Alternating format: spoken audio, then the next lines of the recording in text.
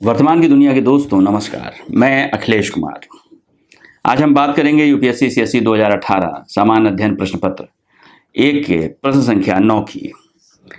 यह प्रश्न है, भारत की सरकार द्वारा निर्धनता उन्मूलन के विभिन्न कार्यक्रमों के क्रियान्वयन के बावजूद निर्धनता अभी भी विद्यमान है, कारण प्रस्तुत करते हुए स्पष्ट कीजिए। 10 अंक और 150 शब्द के इस प्रश्न की जो प्रमुख विशेषता है वह यह है कि निर्धनता उन्मूलन अभी भी भारत सरकार के प्रमुख कार्यक्रमों में बना हुआ है और इसका क्रियान्वयन होने के बावजूद निर्धनता भी अभी बनी हुई है। निश्चित रूप से आज़ादी के बाद निर्धनता को लेकर जो व्यापक पहल की गई सरकारों की, वह आज आज़ादी के इतने साल बाद भी विद्यमान है और इसी संदर्भ में इसको समझने की ज़रूरत है कि आखिर क्या कारण हैं और उन कारणों को स्पष्ट करना होगा। तो इसके लिए हम जब इस प्रश्न की शुरुआत करते हैं तो सामान्य रूप से विभिन्न सरकारी योजनाओं के चलते भारत में निर्धनता में गिरावट आई है, यह उसका सकारात्मक पक्ष है। ऐसा नहीं है कि निर्धनता में कोई गिरावट ही नहीं आई है, बिल्कुल गिरावट आई है, लगातार उत्तरोत्तर उसमें गिरावट आती जा रही है।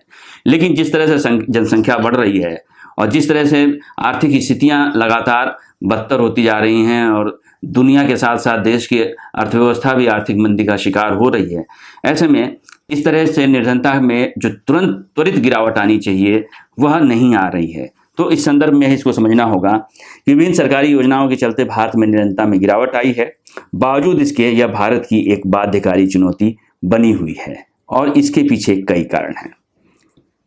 बढ़ती जनसंख्या, बेरोजगारी, निरक्षरता, जाति प्रथा, धार्मिक रूढ़िवादिता, ऐसे कारकों पर अभी भी नियंत्रण नहीं किया जा सका है।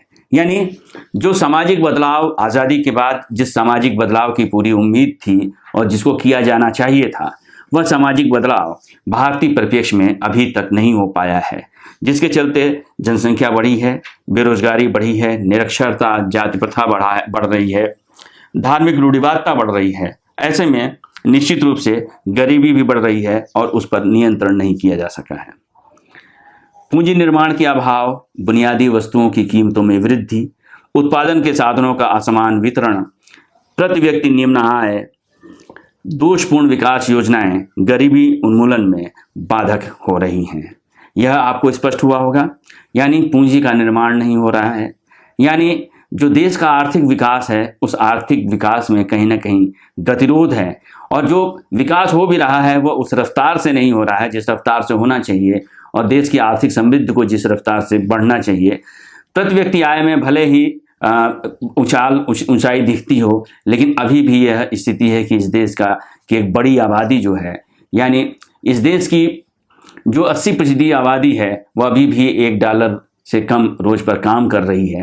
तो ऐसे में जो पूंजी का निर्माण होना चाहिए था आर्थिक विकास के लिए वो नहीं है। बुनियादी वस्तुओं की कीमतों में लगातार वृद्धि हो रही है। जो रोज़मर्रा की चीज़ें हैं, जो रोज़ बरोज़ के खर्च की चीज़ें हैं, खाने पाने पीने से लेके अन्य सब तरह के जो पदार्थ हैं उनकी कीमतों में लगातार वृद्धि हो रही है। उत्पादन के जो साधन हैं उनका असमान वितरण है।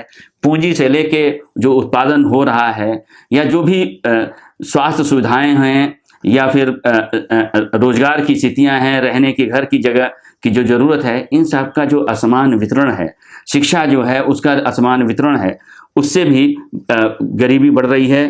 प्रति व्यक्ति निम्न आय इसके पीछे की वजह है और जो विकास योजनाएं बनाई जा रही हैं उसमें कई दोष हैं, उन दोषों को समय रहते दूर नहीं किया जा रहा है।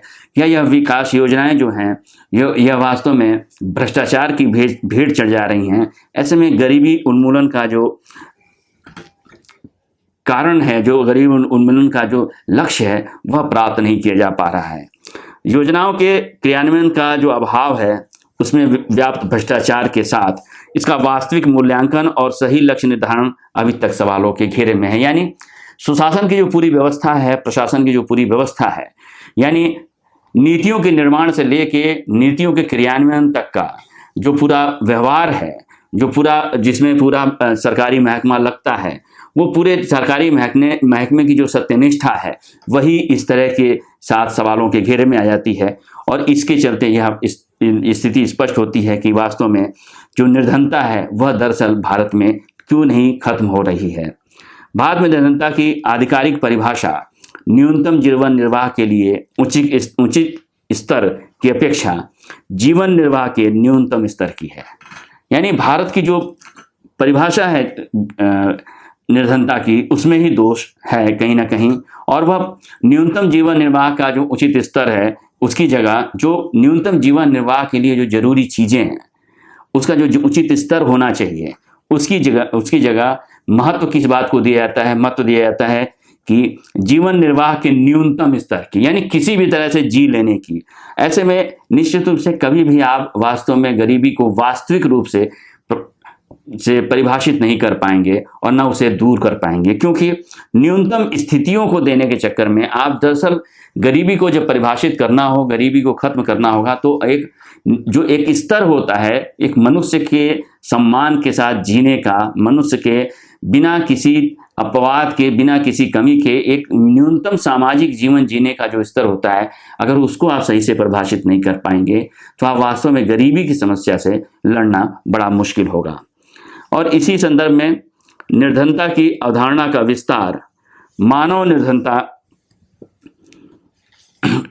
निर्धनता तक किए जाने की जरूरत है, जिसमें भोजन के साथ साथ स्वास्थ्य, शिक्षा, घर, रोजगार, आत्मविश्वास, बाल श्रम सहित तथा जाति और लिंग आधारित भेदभाव रहित व्यवस्था भी संभव हो सके। यानी जो निर्धनता की अवधारणा है भारत की, उसमें इस बात की ज़रूरत है कि मानव निर्धनता को समझने की ज़रूरत है। निर्धनता की अवधारणा को सिर्फ निर्धनता की अवधारणा तक नहीं, बल्कि इस अवधारणा का विस्तार मानव निर्धनता तक किए जाने की ज़रूरत है। इसमें सिर्फ चंद पीडीएस सिस्टम के जरिए भोजन की व्यवस्था कर देना या सर्दियों में रैन बसेरों का निर्माण कर देना या कुछ थोड़ी मोड़ी सहायताओं के जरिए किसी तरह से उन्हें जीवित रखना, इससे काम नहीं चलेगा, बल्कि भोजन के साथ साथ शिक्षा पर भी ध्यान देना होगा, स्वास्थ्य पर भी ध्यान देना होगा, घर,